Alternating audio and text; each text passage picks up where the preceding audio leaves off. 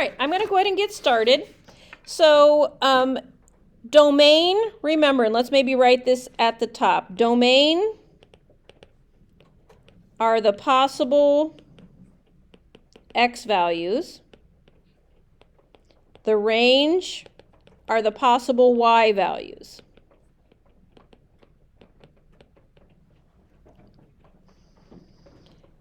You have to pay attention to whether you have a relation, which is a set of ordered pairs, then there's just those particular points. That's it. You're not connecting those points.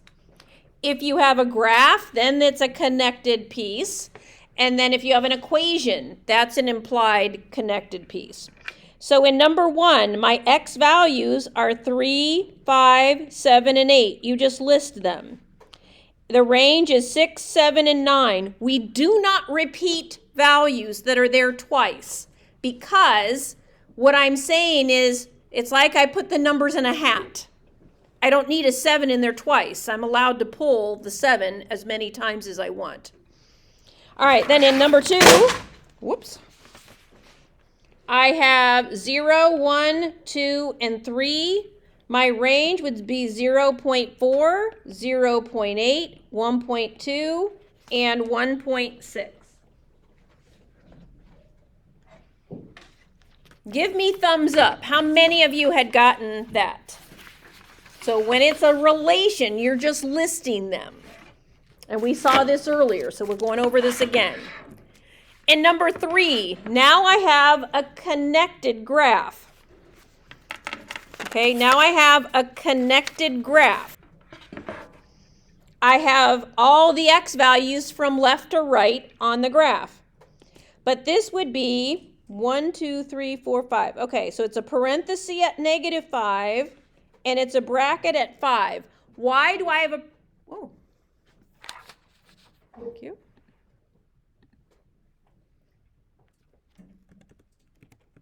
I have a parenthesis on the left. Yeah, Brennan? Because it never touches 5. Good job. It never touches when x is -5 with the open circle. My range. The range, does it ever hit -2? Yeah, actually it does on the right side. Even though it doesn't on the left side, I am going to include that -2 to 2. Number 4, how far left does the graph go? Good job. -infinity, and how far to the right? 4, and it touches it, right? My range, what's the lowest y value? 0, and how high up does it go? Infinity. All right. So is this coming back to you? Is it connecting? Now, let's look at the graphs. In number 5, looking at equation, I want everybody to show me your arms. What does this generally look like with an absolute value? V's, right? So this is a V shape. Now, this is so cool, okay? This is exciting. If I look at this equation, what are the transformations? Left 3, down 4. So this is a V that went left 3 and down 4. So even though I'm not getting all the points, I now know how far left and how far right does this V go. Yeah, a V goes -infinity to infinity, and this is the range goes from -4 to infinity. Do you see how I put that together? So you're supposed to know, this is why we've done our arms over and over and over again. In number 6, generally speaking, what does y equals 4x minus 9 look like?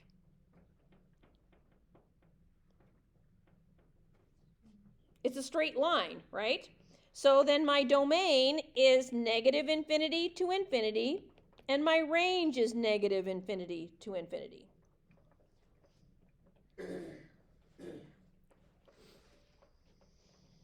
So what I've done is I've put all the different functions we've been looking at this year at you. And so you're supposed to remember what they look like. In number 7, y equals 5 to the x. What does that look like?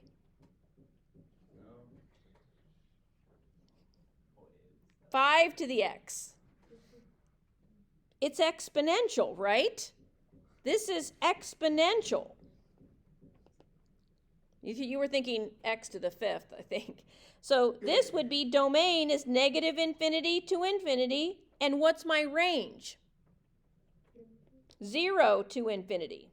Okay, this is in our unit. Okay, this is scary because we just did all of this for like 4 weeks. So you need to recognize that is exponential. Okay, that is exponential. Now, what has happened in number 8? What did I do? I moved it right 1 and up 9. All that does is change the horizontal asymptote for me, up 9. So the domain is still negative infinity to infinity, but what's my new range? 9 to infinity.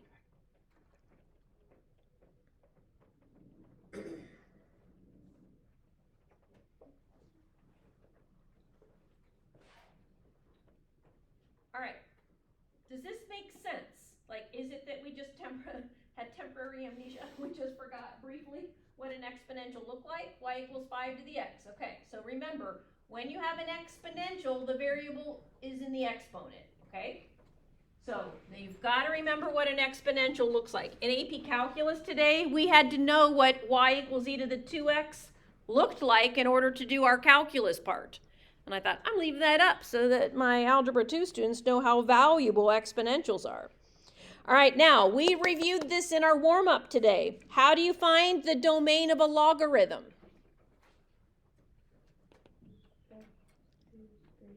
You set the inside of your log greater than 0. So my domain is 0 to infinity. Oh, let's make this connection. Do you remember that exponentials and logarithms are inverses, right? Exponentials and logs are inverses. So look, every single domain of an exponential is negative infinity to infinity. Guess what? The range of a logarithm will always be what? Negative infinity to infinity. Do you see how the inverses connect? So what I could do in 10 and 11, I noticed their logarithms, so I know their ranges.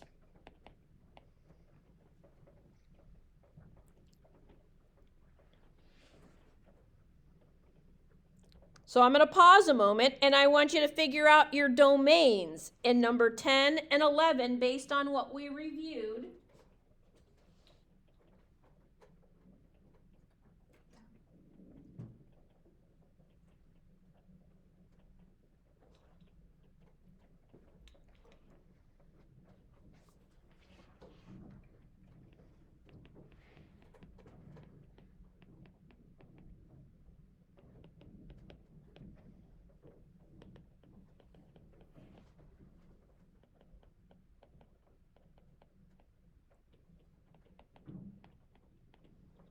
All right, so in number 10, did you get a domain of negative 2 comma infinity?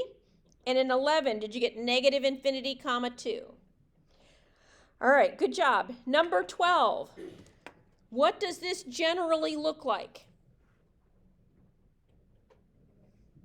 It's a U shape, right? But there's a negative out front, so what does that do to my U?